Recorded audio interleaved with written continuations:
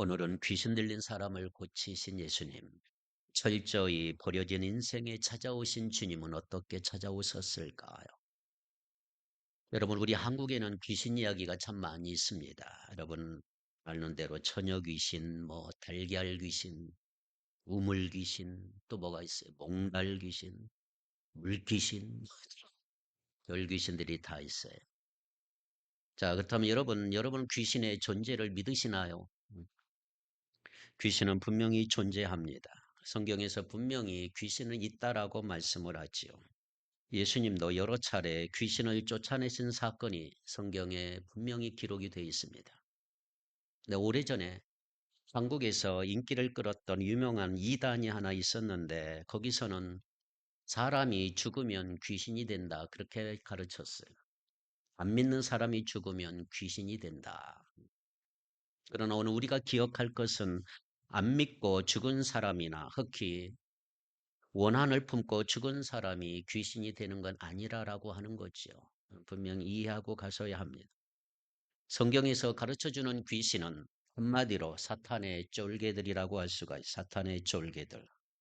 악한 세력의 최고 우두머리는 사탄 혹은 마귀라고 말하지요. 그 쫄개들이 바로 귀신들입니다. 이는 죽은 사람의 영혼과 아무런 상관이 없고 사탄의 영향 아래에 있는 존재들이 귀신들이라고 할 수가 있습니다. 오늘날 귀신의 존재에 대해서 많은 사람들 사이에는 두 가지 의견이 존재합니다. 하나는 에이, 귀신 그런 게 어딨어? 쟁이들이 만들어낸 상상에 불과하다고 귀신은 없다라고 생각하는 사람이 있어요. 또 다른 의견은 아니 귀신은 분명히 있다라고 너무 강한 존재니까 나는 너무나 무섭다라고 벌벌 떠는 사람들도 있습니다. 이렇게 두 종류가 있는데 모든 사람은 이 두 가지 극단 사이 어딘가에 존재하고 있습니다. 영국의 유명한 소설가인 C.S. 루이스가 여러 책을 썼지만 그 중에 하나가 스크루테이프의 편지라고 하는 책이 있어요. 스크루테이프의 편지. 스크루테이프가 무슨 카세트 테이프가 아니고 악한 마귀, 악한 영의 이름이에요. 자, 어느 날 스크루테이프가 자기 조카에게 사람들을 어떻게 유혹에서 넘어뜨릴까라고 하는 것을 전수하는 내용입니다. 그러니까 상상력을 동원해서 쓴 책이에요. 거기에 보면 이런 내용이 나와요. 한 부류의 사람들은 우리를 전혀 믿지 않고 마귀 사탄들을 전혀 믿지 않고 우리가 없다고 생각한다. 이들은 우리의 밥이다. 둘째로 또 다른 부류가 있다. 우리를 너무 무서워하고 벌벌 떠는 존재가 있다. 이들은 더욱더 우리의 밥이다. 이런 내용이 나옵니다.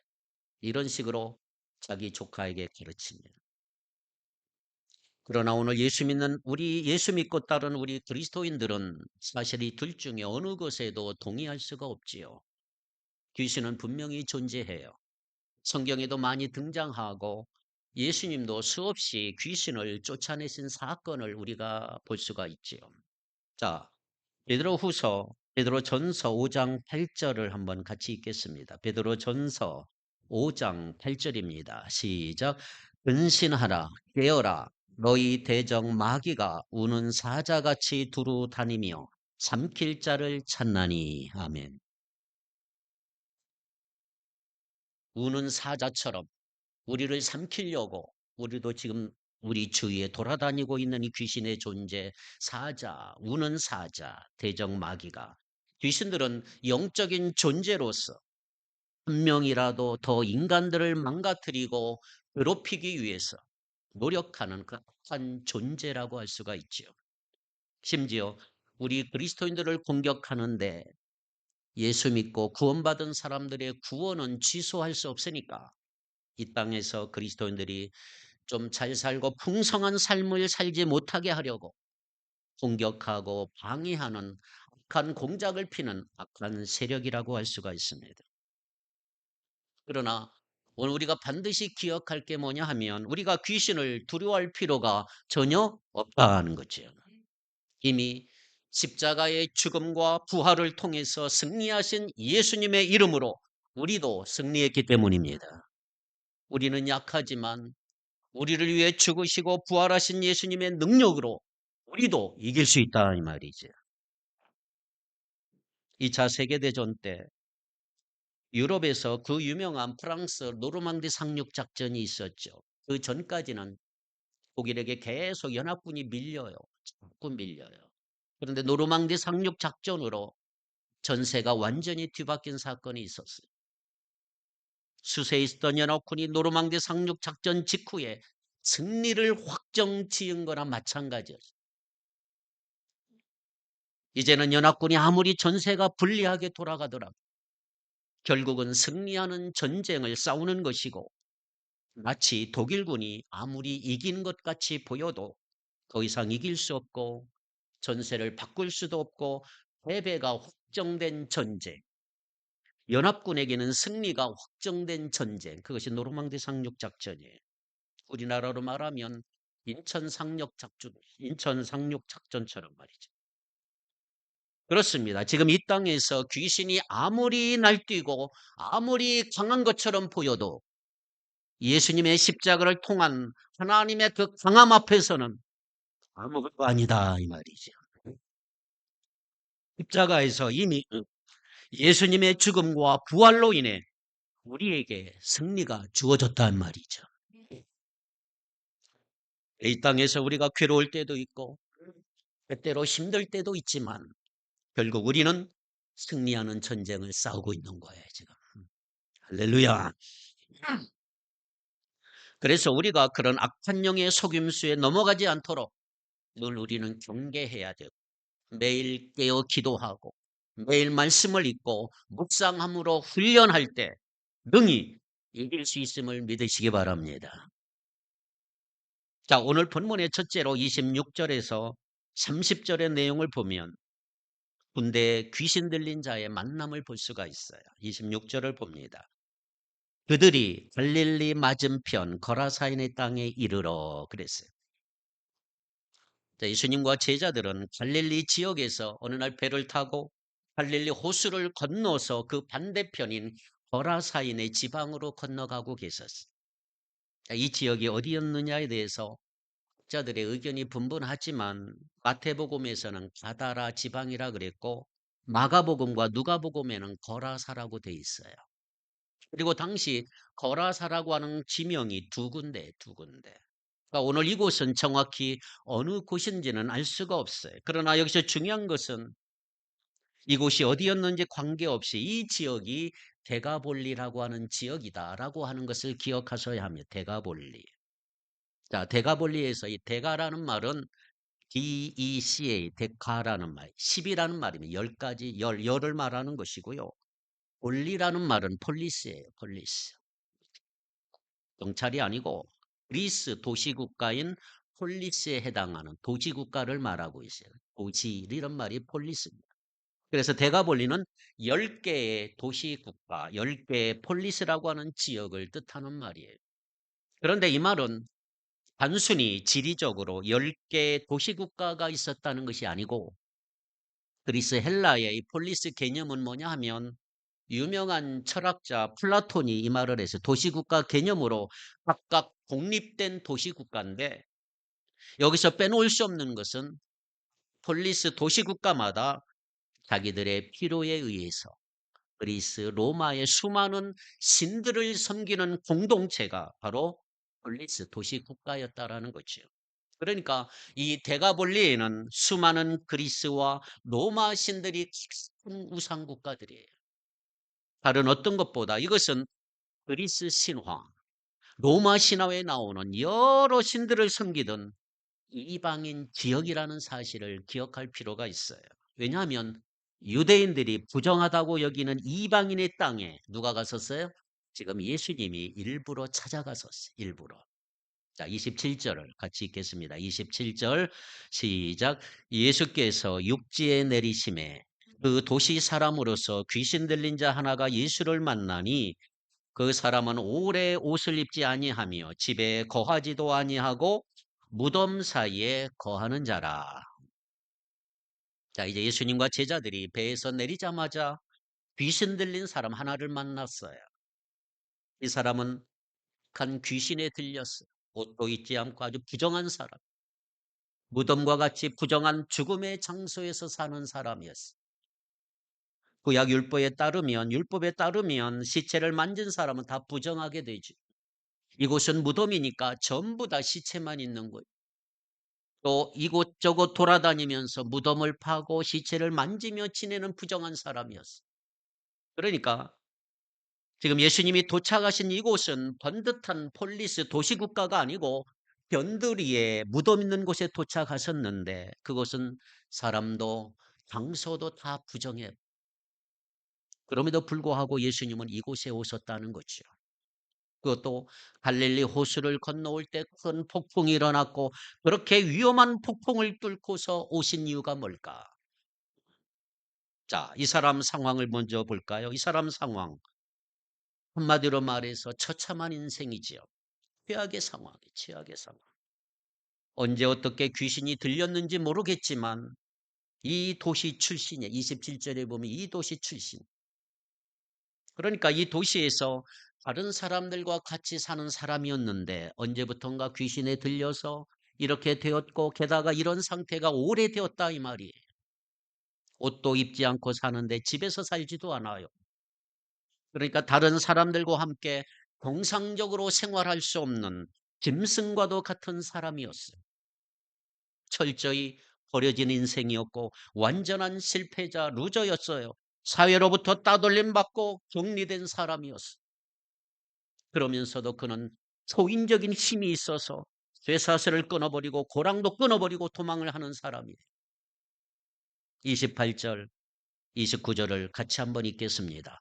예수를 보고 부르짖으며 그 앞에 엎드려 큰 소리로 불러 이르되 지극히 높으신 하나님의 아들 예수여 당신이 나와 무슨 상관이 있나이까 당신께 구하노니 나를 괴롭게 하지 마옵소서 하니 이는 예수께서 이미 더러운 귀신을 명하사 그 사람에게서 나오라 하셨습니다. 귀신이 가끔 그 사람을 붙잡음으로 그를 쇠사슬과 고랑에 매어 지켰으되 그 맨 것을 끊고 귀신에게 몰려 광야로 나갔더라. 아멘. 자, 여기 보니까 예수님이 이미 더러운 귀신에게 그 사람에게서 나오라 하셨는데 아직 귀신이 안 나왔다고 하니까 예수님의 능력이 좀 약한 게 아니냐 이렇게 생각할 수가 있는데 그런 말이 아니에요. 오늘 본문을 잘 읽어보면 예수님이 귀신을 이 사람에게서 나오게 하는 것이 자신의 뜻이라는 것을 이미 알려주셨다 이 말이에요. 아직 귀신을 쫓아낸 말이 아닌 것입니다. 자, 이 사건이 마태, 마가, 누가 공간복음에 다 기록이 되어 있는데 마가복음에 보면 이 사람은 돌로 자기 몸을 막 긁으며 자해하는 모습으로 기록되어 있어요. 돌로 몸을 긁으니 피가 얼마나 납니까? 게다가 밤낮으로 무덤과 언덕에서 소리를 지르는 사람. 앉아서 자기 몸을 상하면서 피가 줄줄줄 흐르고 우 외치면 사람들이 멀리만 봐도 얼마나 공포스러운 존재냔 말이죠. 예수님과 함께 이곳에 온 제자들은 아마 이렇게 느꼈을 거예요. 야, 이거 완전히 잘못 왔다. 선생님이 장소를 잘못 선택하신 건 아닐까 의심했을 것이고 될 수 있으면 빨리 그 장소를 떠나고 싶었을 것입니다. 한마디로 말해서 이 사람은 스스로 이런 삶을 벗어나고 싶어도 벗어날 수가 없어 괴롭게 소리를 지르며 이 정상적이고 비참하게 살고 있었던 그야말로 죽지 못해 사는 인생이라고 말할 수가 있을 것입니다. 이 사람이 예수를 만났어요. 30절. 예수께서 내 이름이 무엇이냐 물으신즉 이르되 군대라 하니 이는 많은 귀신이 들렸습니다. 자, 성경에는 안 나오지만은 제자들의 표정을 한번 상상해 보세요. 제자들은 너무 두렵고 떨면서 빨리 갔으면 좋겠는데 예수님은 태연하게 얼굴 표정 하나 안 바뀌시죠. 내 이름이 뭐냐 물으시는 거예요. 제자들은 얼마나 무섭고 떨리고 답답했을까요? 빨리 그 장소 떠났으면 좋겠는데 빨리 가야 하는데 저 예수님 왜 또 이름은 물어보는 거야? 자, 예수님께서 이 사람에게 이름이 뭐냐 물으니까 귀신이 뭐라고 대답해요? 군대다. 군대. 여러분, 군대란 말은 로마군에 있어서 레기온이란 말이에요. 레기온. 레기온이란 말은 약 5천 명에서 6천 명, 요즘 말로 말하면 사단을 넘어 군단 정도, 로마 군대의 핵심을 이루었던 부대가 레기온이라는 말을 써요. 그러니까 이 말은 뭐죠? 이 사람이 엄청나게 많은 귀신에게 사로잡혔단 말이지. 너무너무 많은 귀신들에게 사로잡혀서 꼼짝하지 못하는 거예요. 내 이름이 뭐냐? 군대입니다. 자, 지금 혼자 대답하고 있을까요? 갑자기 5천 개의 목소리가 들린다고 생각해 보세요. 낮고 굵은 목소리로 힘듭니다. 또 다른 목소리 높고 가는 톤으로 힘듭니다. 이렇게 5천 개가 갑자기 쏟아진다고 생각해 보세요. 완전히 소름이 끼치죠. 지금 목소리가 하나만 들려도 너무 놀라서 기절할 텐데 5천 개의 목소리가 난다고 한번 상상해 볼까요? 완전히 소름 끼치는 거예요. 소름. 이런 상황. 그럼에도 불구하고 예수님은 표정 하나 안 바뀌죠.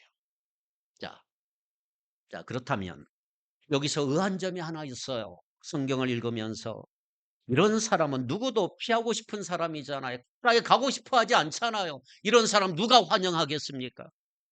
그런데 왜 예수님은 일부러 이곳에 와서 이 사람과 만났을까? 굳이 그렇게 할 필요가 전혀 없었는데 예수님은 도대체 왜 이곳에 오셨을까?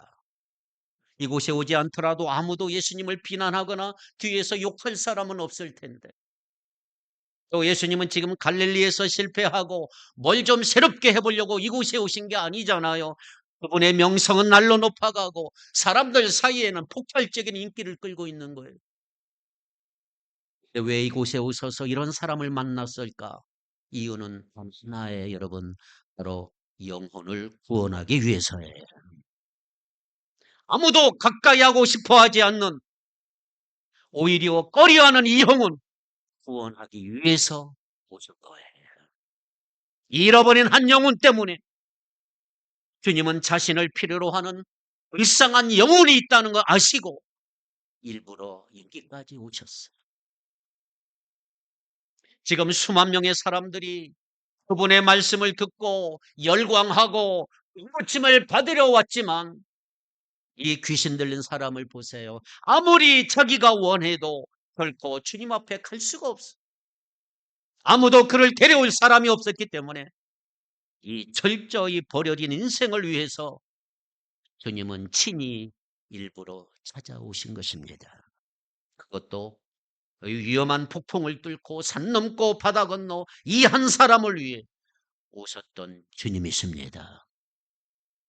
이 땅에 사시는 동안 예수님은 이처럼 잃어버린 영혼들을 위해 사셨고 아무런 가치 없고 쓸모없고 망가진 인생들, 흉악하고 못된 죄인들, 그들을 돌보셨단 말이에요. 미국의 존 맥스웰 목사님이 쓴 책 중에 이런 책이 있어요. 당신 주위에 있는 사람을 키워라. 당신 주위에 있는 사람을 키워라. 여러분 꼭 사서 읽어보세요. 비싸지 않아요. 한 8,000원, 9,000원 얇아요. 이 책에 보면 이런 감동적인 말이 하나 있어요. 관심과 헌신은 다르다. 관심과 헌신은 다르다. 관심이 뭐냐? 여러분이 어떤 일을 하는데 내가 어떤 일에 관심이 있어요. 그러면 여러분은 편리할 때만 그 일을 해요. 관심 있는 일을 해요. 그러나 여러분들이 어떤 일에 헌신하고 있다면 그 일이 여러분에게 편리하지 않을 때라도 이유되지 않고 그 일을 하게 될 것이다. 다시 한번 읽겠습니다. 관심과 헌신은 다르다. 당신이 어떤 일을 하는데 관심이 있다면 당신이 편리할 때만 그 일을 할 것이다. 그러나 당신이 어떤 일에 헌신하고 있다면 그 일이 당신에게 편리하지 않을 때라도 이유를 대지 않고 그 일을 하게 될 것이다. 여러분, 우리가 관심 있는 일이 얼마나 많습니까? 세상을 살면서. 그런데 관심이 있어도 내가 좀 불편하거나 다른 일이 있거나 하면 하지 않아도 돼요. 상관없어요. 그만이에요. 그런데 거기에 내가 헌신되어 있다면 불편하고 다른 일이 생겨도 그 일을 하는 것, 그게 헌신이죠. 바로 이것이 우리 예수님이 하신 일이에요. 예수님이 하신 일. 이런 사람을 누가 만나고 싶어 합니까? 이런 사람을 왜 찾아옵니까? 그런데 이 사람을 위해 예수님은 오신 거예요. 왜? 영혼 구원에 헌신하고 있으셨기 때문이지요. 사람 살리는데 헌신하셨기 때문이에요. 여러분 혹시 우리 주변에 세상에서 떠밀리고 이리저리 치이고 주님께 나오고 싶어도 못 나오는 사람 혹시 있습니까? 아니면 그런 생각조차 하지 못하는 사람이 있을까요? 마음으로는 한번 믿어보고 싶지만 여러 가지 사랑으로 인해 여러 가지 사정으로 인해 잘 되지 않고 안타까움은 있지만 늘 불안해하고 염려하며 소망 없이 사는 사람이 있을까요? 그런 마음을 우리 주님은 잘 아시지요. 그 사정 다 아시고 직접 찾아와 주시고 치유해 주시기를 원하고 문제를 해결해 주시기를 원하십니다. 우리가 어려움을 당하여 어쩔 줄 모르면서 괴로워할 때 따뜻하게 위로하며 도와주시는 분, 바로 이분이 예수 그리스도이십니다. 그런데 지금 예수님은 우리와 함께 여기 계시지 않고 저 하늘에 계시기 때문에 예수님이 대신 이 땅에 두신 게 하나 있어요. 예수님 대신 그 일 하라고 맡겨두신 게 하나 있어요. 그게 바로 교회입니다. 교회. 그래서 교회를 우리가 뭐라고 불러요? 그리스도의 몸이다. 그래서 그리스도의 몸. 예수님은 이 땅에 더 이상 안 계시지만 오늘날 교회를 통해서 예수님이 하신 일을 우리에게 계속 이어가게 하신다 이 말이에요. 교회는 이런 건물이 아니고 바로 예수 믿는 저와 여러분인 줄 믿습니다. 우리 믿는 사람들을 사용하셔서 바로 이 일을 계속 지금도 하고 계시는 줄 믿습니다. 그래서 예수님이 하신 것처럼 하는 것이 예수님을 믿고 따르는 우리의 사명이에요. 이 귀신 들린 사람처럼 이전에 방황하다가 구원받은 우리는 이제 똑같은 일을 해야 할 줄 믿습니다. 문제는요, 우리가 먼저 다가가기까지 세상 사람들은 결코 우리에게 다가오질 않아요. 예수 믿는 사람들은 사실 어디를 가든 교회 찾아가잖아요. 그러나 예수 믿지 않는 사람들은 제 발로 스스로 교회 나오질 않아. 확률이 거의 없어요. 그래서 스스로 오는 사람이 없기 때문에 예수님이 마태복음 28장에서 뭐라고 말씀하십니까? 지상 대명령 사명 제자 만들어라. 제자 만들어라. 그런데 그 앞에 하나 더 있어요. 가서 제자 삼으라. 가만히 앉아서 제자 만드는 게 아니에요. 가서 데려와서 믿게 하고 데려와서 제자를 만들어라. 누구든지 우리의 도움이 필요한 사람이 있다면 가만히 오기를 기다리는 게 아니고 먼저 가는 자세가 필요한 것입니다. 초청하는 거죠. 사실 초청도 가는 거잖아요. 가서 와보세요.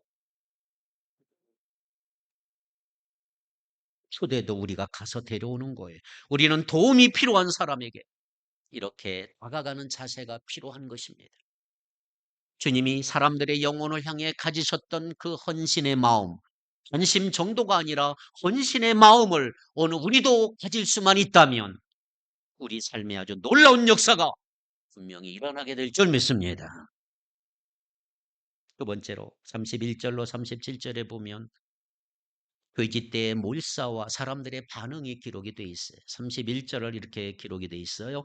무저갱으로 들어가라 하지 마시기를 간구하더니 누가 한 얘기예요? 귀신이 한 얘기잖아요. 앞에 25절에 보면 예수님이 폭풍을 뚫고 오실 때 들이 뭐라고 그랬어요? 25절에 보면 그가 누구이기에 바람과 물을 명하니 순종하는가? 그들은 예수님이 누군지 몰랐어요. 제자들도 예수님이 어떤 분인지를 몰라요. 그런데 이 귀신들은 예수님을 보자마자 뭐라고 그래요? 지극히 높으신 하나님의 아들 예수여. 금방 알아보잖아요. 더 중요한 거 여기서 예수님께 간절히 기도하잖아요. 귀신이 기도도 해요. 멸망당하지 않기 위해 얼마나 간절히 기도하는지 몰라요. 예수님이 자기들을 멸하실 수 있는 분인 줄 아니까 얼마나 간절했을까. 제발 무저경에 집어넣지 말아달라고. 여러분, 이 귀신들보다 더 간절히 기도하는 우리가 되기를 바랍니다. 여기서 무저갱이란 영적 세력이죠. 죽은 자들, 믿지 않는 영들이 가는 곳.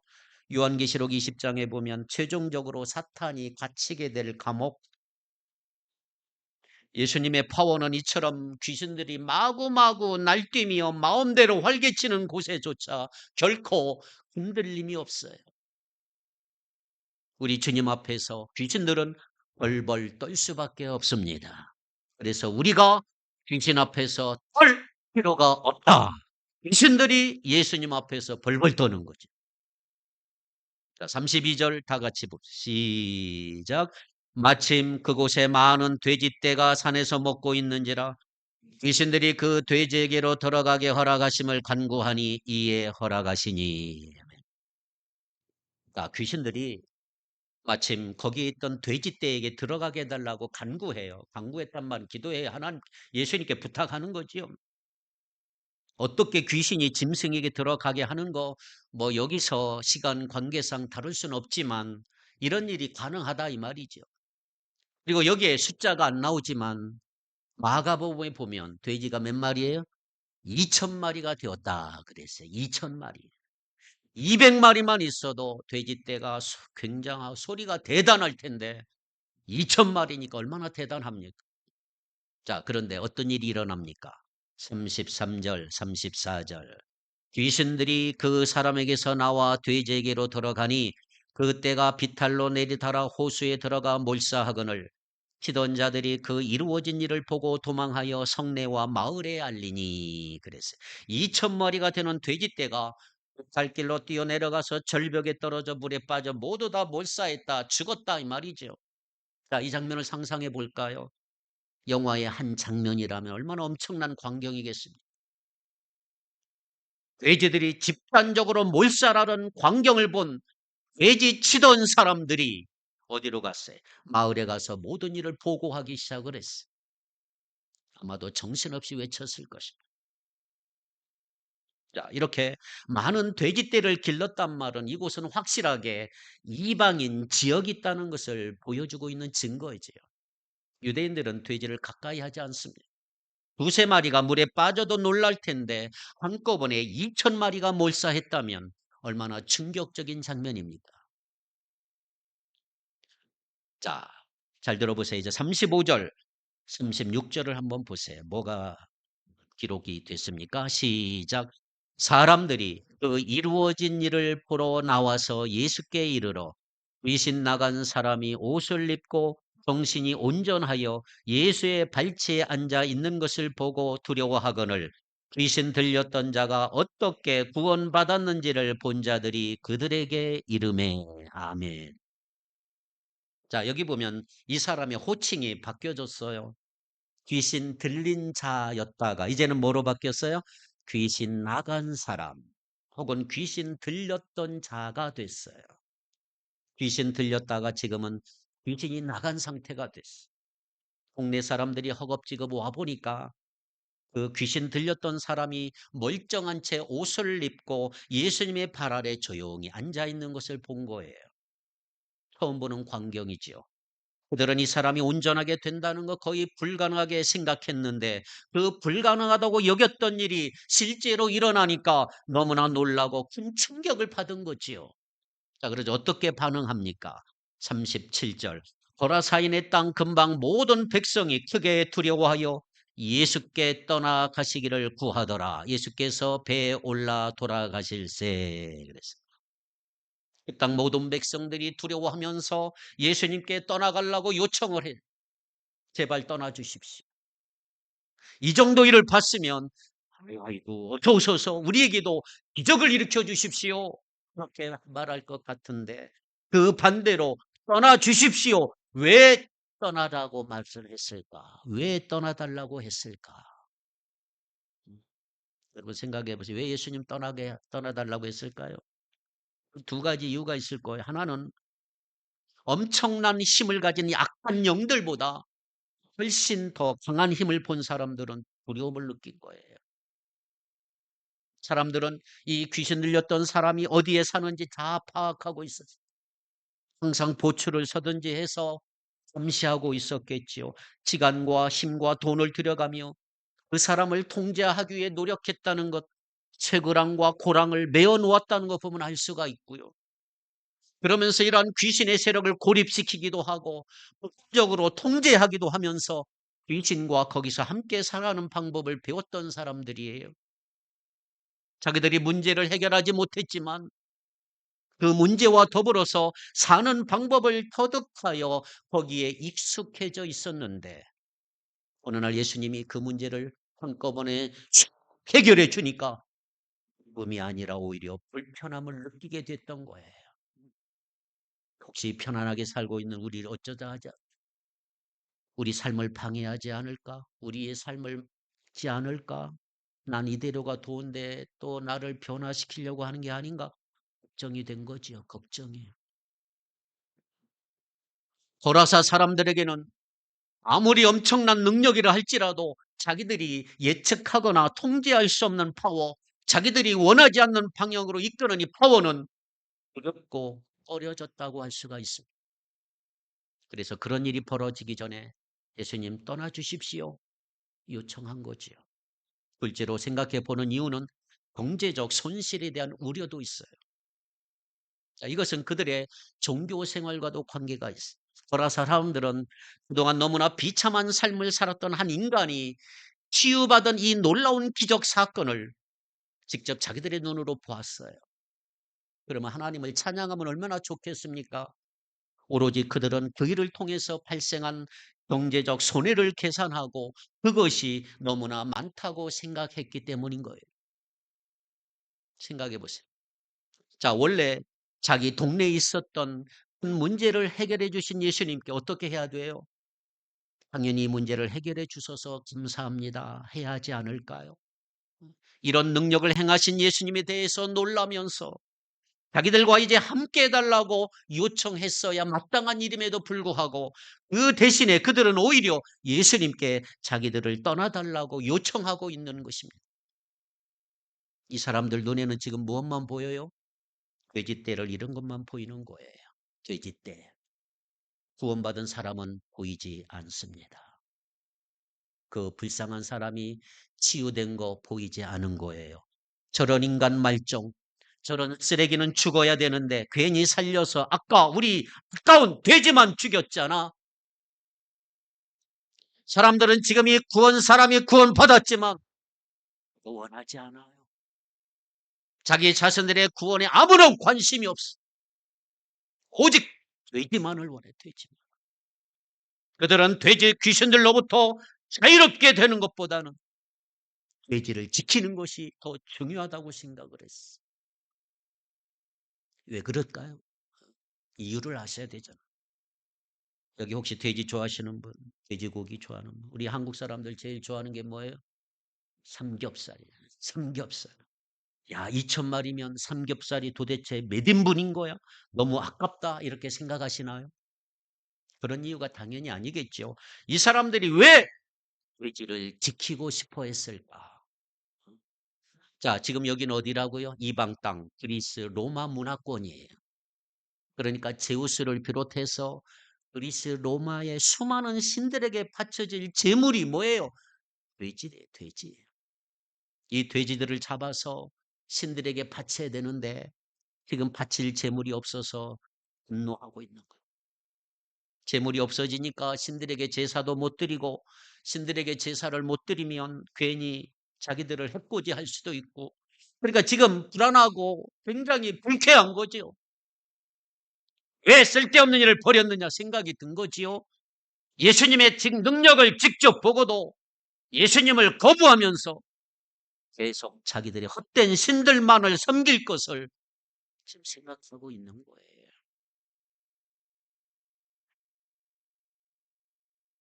옛날 일만 그런가요?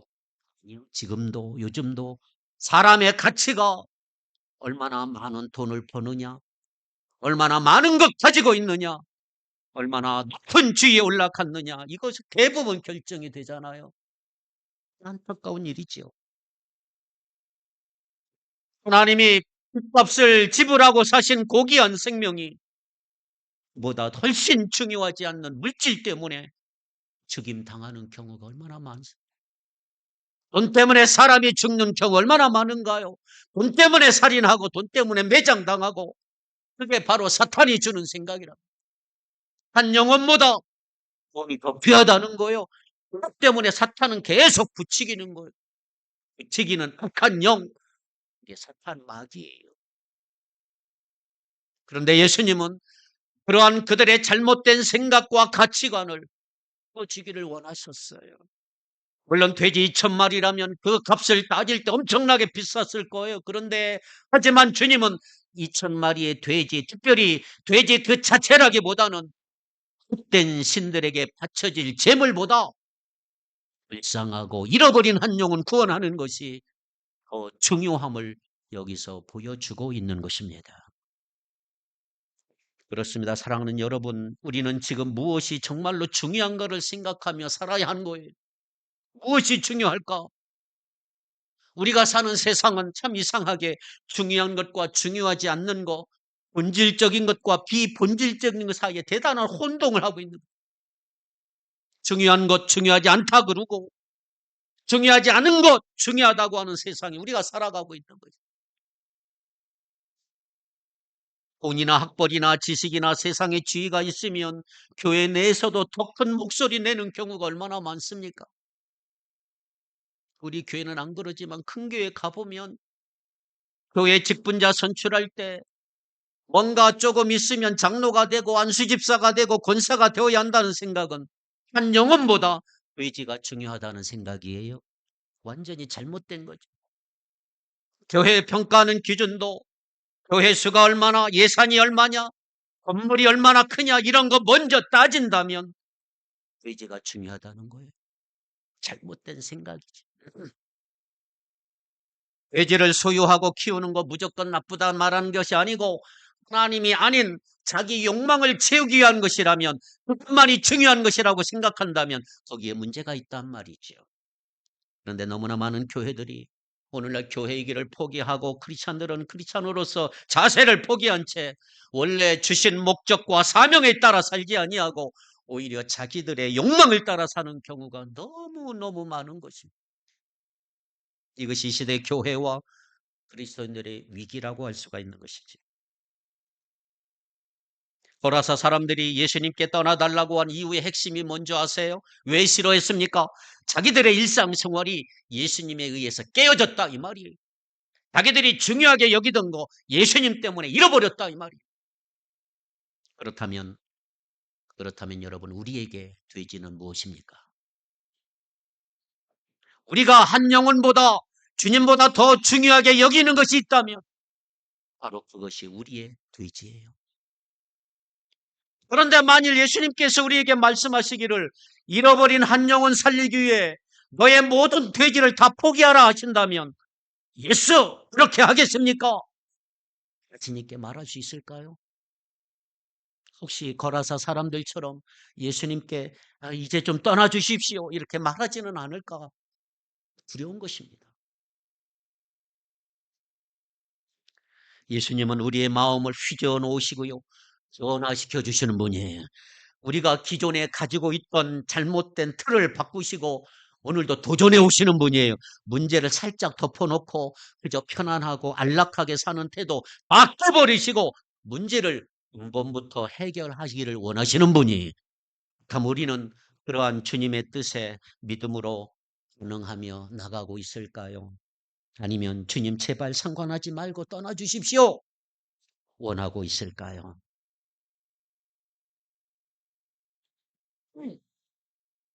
자, 이제 마지막으로 한 말씀 더 드리고 싶어요. 38절로 39절. 귀신 나간 사람이 함께 있기를 구하였으나 예수께서 그를 보내시며 이르시되 집으로 돌아가 하나님이 내게 어떻게 큰 일을 행하셨는지를 말하라 하시니 그가 가서 예수께서 자기에게 어떻게 큰 일을 행하셨는지를 온 성내에 전파하니라.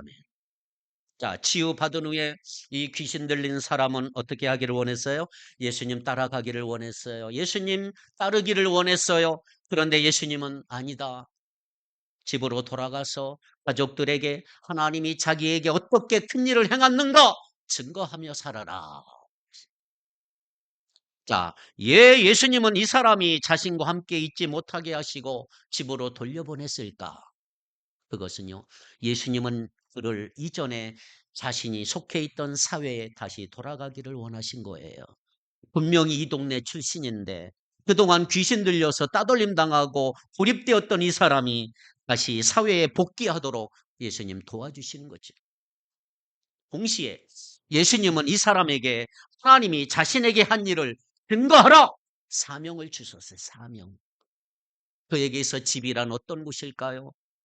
물론 편하게 쉴 수 있고 사랑하는 사람들과 함께하는 곳이에요. 동시에 자신만이 유일하게 예수님을 믿는 사람인 곳, 그것이 집이잖아요. 자기 집에 이 사람 혼자만 지금 예수 믿는 사람이 된 거예요. 우리는 예수를 믿고 예수 믿는 자들만 같이 지내고자 하는 유혹이 너무나 많아요. 사실 주 안에서 형제 자매 참된 교제 갖는 거 신앙생활에서 대단히 중요해요. 필요합니다. 그러나 그 안에서만 머물러서는 안 됩니다. 오래 믿을수록 주변에 믿는 사람들만 있게 되는데 주님은 그걸 원하지 않아요. 세상으로 들어가라. 삶의 현장에 빛과 소금으로 살아라. 그곳이 직장이든 사업체든 사무실이든 학교든 어떤 단체든 실제로 자기 가정이든 그리스도인이 없는 곳으로 가라. 복음을 전하라. 그리고 주님은 우리가 주님 때문에 어떻게 변화됐는지 내가 예수 믿었기 때문에 이렇게 변했노라고 다른 이들에게 선포하라. 간증하라. 그랬어요. 자기 동네 사람들은 자기를 문제하라고 구제불능이라고 인간이라고 매도해버렸어요. 자기들에게 눈에 가시 같은 존재로 여겼어요. 철저히 버려진 인생이었어요. 그러나 예수님은 그렇게 보지 아니하시고 그를 불쌍한 하나님의 하나의 잃어버린 영혼으로 보신 거예요. 그리고 일부러 찾아가서 그를 구원하셨어요. 된 신들에게 바쳐질 수많은 돼지떼의 희생을 무릅쓰고도 이 한 영혼 치유하셨어요. 한 생명일지라도 이 세상의 어떤 것보다 더 귀중한 것임을 직접 보여주신 것입니다. 심지어 이 세상에서 가장 가치 있다고 여겨지는 것일지라도 그것이 결코 인간의 생명을 대신할 수 없다는 것을 보여주신 분이 우리 주님이십니다. 예수님은 이 사람을 불쌍한 영혼으로 보신 것뿐만 아니라 주님의 증인으로 보셨어요. 이제 치유함을 받은 우리를 향해 주님은 이렇게 말씀하세요. 여기만 머묻지 말아라. 가서 다른 사람들을 치유하라. 이 소망의 메시지를 전파하라고 말씀하시고 있어요. 먼저 이러한 치유의 역사가 우리에게 일어나기를 축복합니다. 그리고 이 치유함을 받은 뒤에는 다른 사람을 치유하는 데 사용되는 놀라운 역사가 오늘 저와 여러분이 넘쳐나기를 주님의 이름으로 축복합니다. 기도하겠습니다.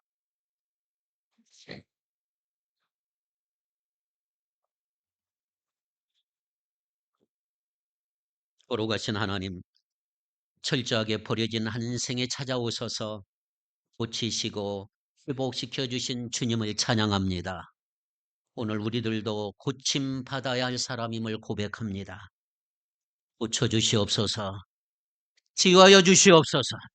예수의 능력으로 더러운 귀신 물리치게 하시고 날마다 승리할 수 있도록 도와주시옵소서. 이제부터 치유받고 고침받아 여기에만 머물러 있지 않게 하시고 가서 잃어버린 양을 찾게 하시고 가서 불쌍한 영혼들 찾게 하시고 변화시켜 주시고 치유하는 데 사용되는 하나님의 놀라운 도구들이 되게 하여 주시옵소서. 이 시간 한 목소리로 기도합니다. 우리가 매주 기도했던 제목들을 한번 시간 없어 같이 기도합니다. 우리 고창영 집사님과 모친을 위해 최영규 성도님의 건강을 위해 선교사님들의 건강과 사역을 위해 나라와 민족과 교회를 위해 가정을 위해 한 목소리로 기도합니다. 거룩하신 아버지 하나님이여 은혜와 사랑을 감사합니다. 우리를 고쳐주신 것을 감사하며 불쌍한 영혼으로 보신 뿐만 아니라 주님의 증인으로 보셨던 것을 주님이 우리 아십니다.